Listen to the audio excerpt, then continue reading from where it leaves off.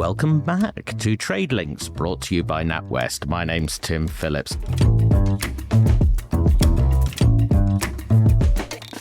Welcome back also to the panel. Aastha Gupta, European economist, economics and market strategy at NatWest Markets. Hello, Aastha.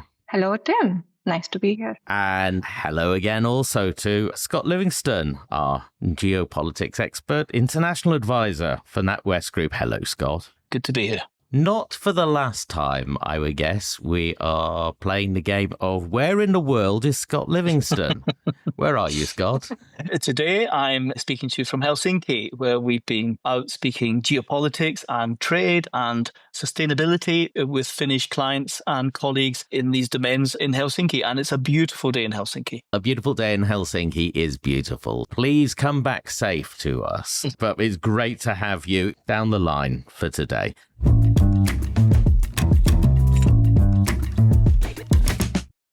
The global trading system is fragmenting. The once mighty World Trade Organization no longer enforces the rules. So if that era of globalization is over, today we're going to discuss what replaces it and what that means for policy, what that means for business, and what that means for all of us. So let's talk about trade blocs. Aastha, are we really post-globalization like I claimed we are? Are we really post-WTO?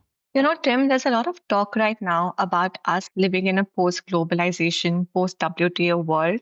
And I get why that narrative is compelling. We've seen rising protectionism, trade conflicts, supply chain disruptions, and a real push by countries to reshore or friendshore their production. But I wouldn't say that we're post-globalization. Yes, we are past that phase of hyper-globalization, but we are seeing that sort of a reconfiguration in global trade. Trade volumes are still rising in services and digital trade. Supply chains are becoming a lot more regional and thus a lot more complex and fragmented. As for the WTO, it's not obsolete, but yes, it's being sidelined and has struggled to stay relevant. One of the key reasons has been that its cornerstone dispute settlement mechanism has effectively been paralyzed since 2019, as it does not have a quorum for its appellate body. WTO was built for a very different era, one where multilateralism was the goal and US was a strong advocate. But now, with the rise of China, increased geopolitical tensions, and US itself sidestepping WTO mechanisms, we are seeing a pivot towards regionalism and bilateral deals. And these trade blocs are stepping in to fill this governance vacuum, I would say. I see. So give me some examples of these trade blocs that are replacing the global trading system. So we are seeing a shift from a single unified global trading system towards a patchwork of regional blocs, strategic partnerships, and geo-economic alliances. And it's not that something has outright replaced the global system, but more that it's being layered or compartmentalized, I would say. A good example is the RCEP, which is Regional Comprehensive Economic Partnership, which brings together ASEAN's 10 economies, along with China, Japan, South Korea, Australia, and New Zealand.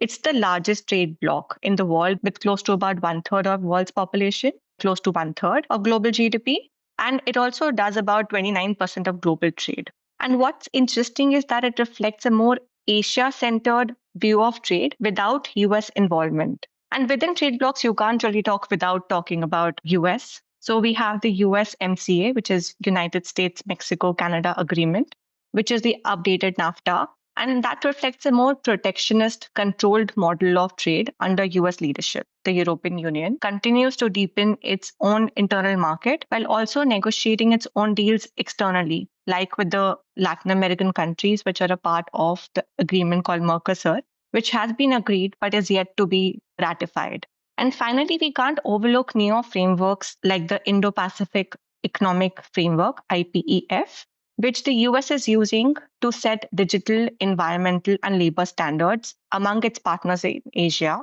even though it's not a very traditional free trade agreement. No single regime is replacing the global trading system.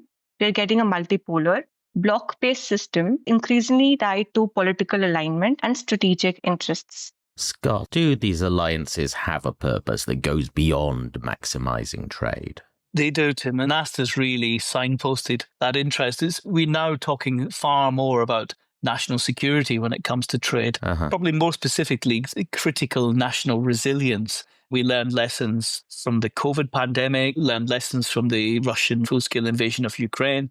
And then we've recently had shudders in terms of resilience in the light of President Trump's Liberation Day. So I think the combination of those shocks to the system has placed a confidence and reliability of the supply chains towards the top of the design criteria, but, sometimes above profitability and bottom line, depending on the goods or the trades.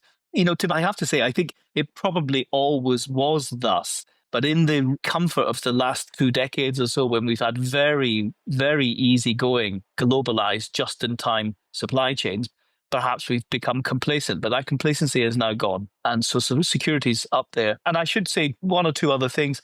First of all, with security of supply comes power. And in this atomized geopolitical situation, people are out for power. People are seeking areas of power, and it comes with good supply of critical goods. And that power is used to lever for influence or to coerce in geopolitical terms. That's the harsh reality, I think, of supply chains these days. I think I should mention BRICS, as it's not a trading bloc. It doesn't have a free trade agreement, but it is active in reducing the friction of trade between its members. And we probably will see more announcements of that in the autumn when the BRICS summit takes place in Brazil. So not a trading bloc, but very much aimed at improving trade between the members, often with China at the centre of those trades. Aastha, if we are using trade as an instrument of power, isn't that inefficient? What's the cost of this? Absolutely. Because trade works best when countries specialize in what they are really good at. And that's what Ricardo's principle of comparative advantage was all about. It's not about winning or losing the game. It's about growing the pie. So when we use trade as a geopolitical tool via tariffs, bans, or export controls, even though it sounds appealing politically, but economically, it's not exactly efficient because it turns trade into like a zero-sum game where one side's win becomes the other side's loss. But the reality is that both sides usually lose. Quantifying the cost is tricky in the current scenario because there are a lot of moving parts. But if we revisit US-China trade conflict in 2018-19, studies showed that US consumers and companies ended up paying most of the bill. Estimates put that cost to about $500 billion extra cost due to tariffs. Remember that it's just one trading relationship that we're talking about here. Globally, if trade splits into rigid blocks, IMF has estimated that it could bring about 2% hit to global GDP. And to put that into perspective, that is broadly equivalent to Canada's GDP, which would be a massive long-term loss. If trade is used as a geopolitical lever, it also brings about uncertainty. So yeah, trade as a leverage can work in the short term, but it often backfires economically. That is quite a large cost. It was more than I was expecting. And if there are winners and losers, which it sounds like there are if this is a zero-sum game, should we try and work out who those winners and losers are? Aastha, help me out. Isn't that $1 million question, Tim? It's more than $1 million question. Like $1 billion question, I guess. Yeah. I mean, it's quite tricky to take out the winners and losers because what may look like a win today can, of course, turn into a challenge 6 months down the line, depending on policy, elections, or any other global shock. But that said, let me start with the key gainers in my view. Countries like Vietnam, Mexico, and India, who are the clear short-term winners, as they're benefiting from China Plus One strategy, where companies are diversifying the supply chains to mitigate risks associated with over-reliance on China. So for example, you can see Apple has shifted a portion of its iPhone production to India. Vietnam has become a key player in electronics manufacturing. And secondly, I would say that because there has been a tactical competition with respect to technology and trade within that, so countries with critical minerals like Indonesia, which has world's largest nickel production, and Congo, which has coltan, they are in high demand. On the flip side, I feel global consumers are at a loss as we are paying more thanks to tariffs, reshoring, and supply chain uncertainty. And of course, that as Scott said earlier, that countries and companies are preferring supply chain resilience over their bottom lines and profits. Secondly, there are countries that are under pressure. For example, Russia, because its exports to Europe have collapsed. And even China is losing some of its manufacturing dominance. And lastly, the pinch is also being felt by smaller countries without deep pockets, countries like UK or Singapore, which are struggling to compete with big industrial policy spenders. In essence, those countries with a control of supply will be empowered, and those with dependencies will feel vulnerable. And as I said, it's hugely dynamic. I think I would add one other dimension to this, Tim, which is the supply routes themselves, in particular the choke points and the maritime choke points, because I think we will hear more of this in the coming years. We've already heard Donald Trump make rather a big deal about the Panama Canal and the control of that. That's a great example. And we've seen interruptions in the Red Sea traffic, and that's still an issue. And so too the Gulf, in terms of we look at Middle East stability. The Straits of Hormuz really matters in that space. The Strait of Malacca out towards China and the South China Sea will become a critical choke point for trade in the future. And then finally, the emerging one, the one that's now gathering quite a bit of momentum, is the High North. As we see new trade routes opening up across the North Pole, we will see them becoming geopolitical points of tension, and we will see trade, power and influence being shaped by the new geography as the planet warms. As Scott says, this is a very dynamic, rapidly changing environment. How stable could this system possibly be? Your good and your bad scenarios again. So, Aastha, start me off. This new system of trade alliances is more reactive than strategic right now, which makes it inherently less stable. The good scenario would be of consolidation. Deals like African Continental Free Trade Agreement gain traction. The CPTPP, which is the Comprehensive and Progressive Agreement for Trans-Pacific Partnership, expands, even though its economic expansion progress has been really slow because of its strict membership criteria and high standards of entering. I think another would be that EU and US coordinate better on technology and green standards. And if that happens, we could get a more coherent framework, which would be, of course, still fragmented, but with some common rules and trusted nods. The bad scenario, in one word, would be escalation. China might retaliate more aggressively on semiconductors or rare earths, and that could lead to competing blocs, export bans, and zero-sum thinking. The next year to 18 months will be critical. The rules of this new system aren't really, fully written yet, and how major powers act, especially on climate, technology, artificial intelligence, industrial subsidy, that will set the tone. Scott, the bad scenario sounds very bad. We mustn't forget that the overall geopolitical system is already volatile. We're seeing huge changes in power as we move from American hegemony into a multipolar system. We're going through a technical revolution right now, from AI and quantum through to biotech. Populations are changing shape and in critical ways in some countries. And of course, we have a climate crisis on our hands as well. So it's an unstable system, and trade is layered on top of that. I think I would agree that the bad scenario is where we see what in geopolitical terms would be called spheres of influence. And these would be hard-edged spheres of influence where the world is seen as a zero-sum game and every trade and transaction is seen as a competition in those terms. So that would be the bad scenario in geopolitical terms. And a good scenario would be a much more open, truly multipolar trading arrangement, albeit with some limitations. I don't think we're ever going to go back to what we've experienced in the last decade or so, but nevertheless, a truly multipolar system. Well, let us hope for the good scenarios. I remember spheres of influence, and that is not a world that I think any of us really wants to go back to. When we were recording last episode, I said for a joke, all of this is true at the time of recording. By the time that I had got off public transport on the way home from recording, then everything was not true because the UK and India announced a trade deal. Aastha, tell us, what is in this announcement? How big a deal is it?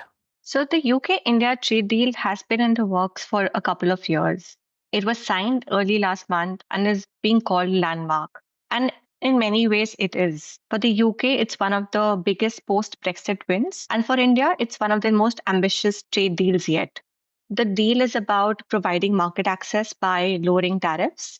The UK gets major concessions on products like Scotch whisky, where tariffs will drop from current 150% to around 40% over the next 10 years. And even for automobiles, where duties will fall significantly under a quota system.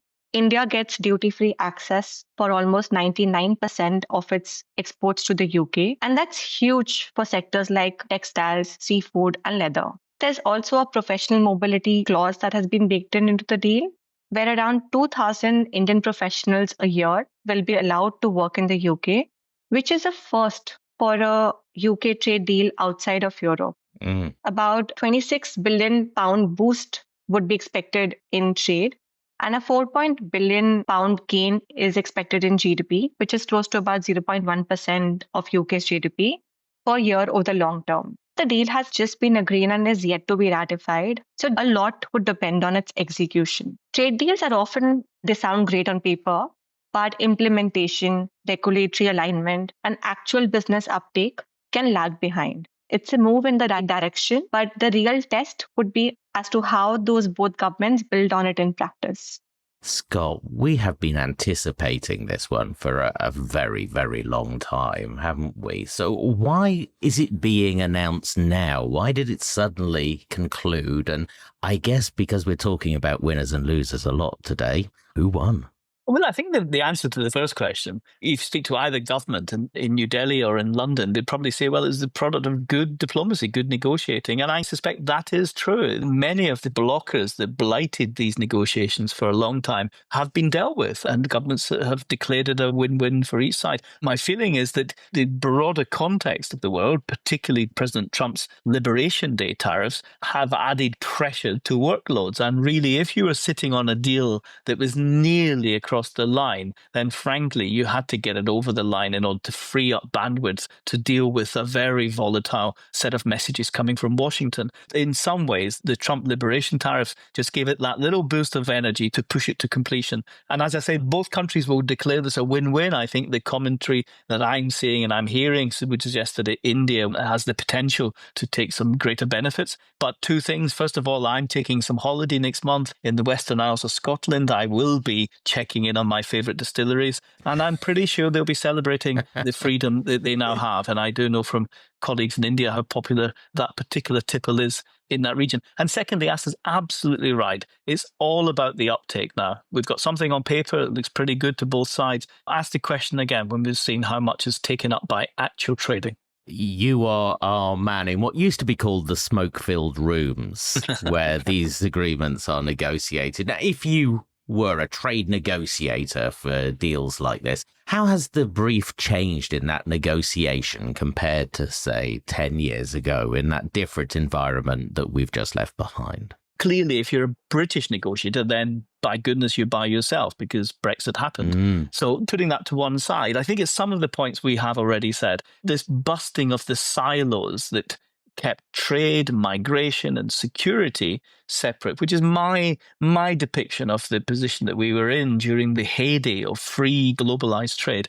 I think those silos have been bust and they are mashed together. And President Trump, his default setting is to trade across the silos. And I think that now is the new paradigm that we're into in negotiations. That adds complexity, as we've discussed. And then again, it's against the background of the complexity of geopolitics, as we've said, and really this innovation, this shift in what really matters, whether it be material, whether it be goods, or whether it be skills and services. And they're being dragged forward because of this technological revolution. So you're seeing people negotiating trade deals, attempting to future-proof them, trying to predict the future essential trade relationships will look like as we move into a new world of technology that will dictate our world and our security. Are we going to be seeing many more announcements like this? I assume we will, because we're going to be needing more separate trade deals. Absolutely. The UK is pursuing an ambitious trade agenda. Brexit has allowed it to negotiate its own trade deals. The most recently, we've heard reports about willingness to do a trade deal with Gulf countries, which are a part of GCC. So I think there are a lot of agreements that are in works.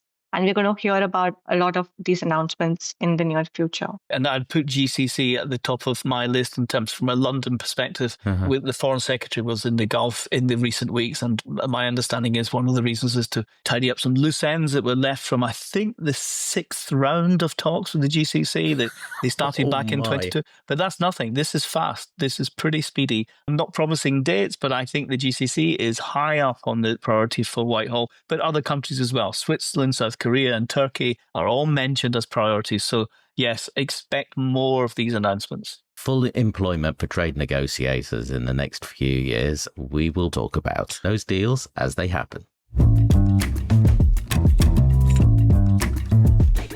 Okay, so let's wrap up. It's nearly time to finish. I want to find out what's on your agenda this month, things that the rest of us might have missed. Scott, I'll come to you first. Well, Tim, there's never a shortage of below-the-radar geopolitical issues these days, and we could talk for hours in this space. I'll pick two that I'm tracking at the moment. The first is Syria's evolution under Ahmed al-Sharaa. I think it's truly fascinating, having been involved in countries that Western diplomacy has been trying to move into a new space in the global constellation. We actually seem to be witnessing this with Syria. The Americans have lifted sanctions, Western diplomatic channels are reopening, and Gulf countries are leaning into finance reconstruction. And there's even talk of normalization between Damascus and Jerusalem. I think this is happening at pace. There's a number of uncertainties, incredible array of risks around this, but nevertheless, we seem to be witnessing a very rapid evolution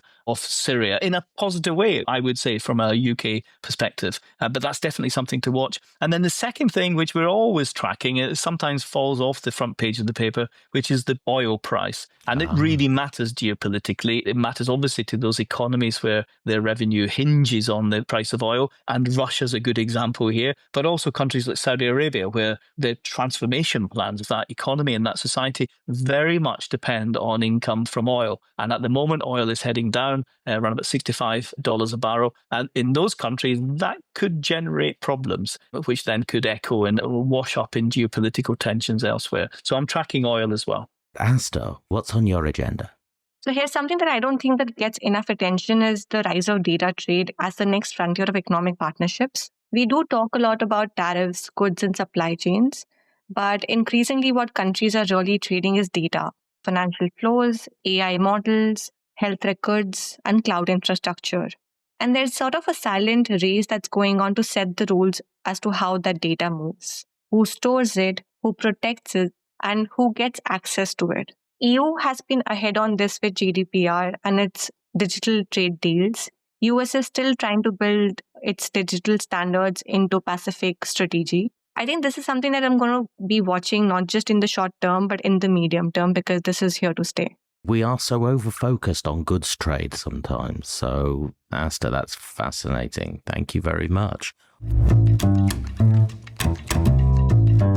We could do another episode right away. We better come back soon. Don't worry, Scott, we're not going to bother you while you're on holiday. Track you down to a distillery and ask you to talk about geopolitics. Thank you, Aastha. Thank you so much. And thank you, Scott. Thank you, Tim. Thank you to all of you for listening. Let us know of what you want us to talk about. And of course, we will talk about that. And please tell your friends about us if you like what you hear. Leave us a review too. See you soon.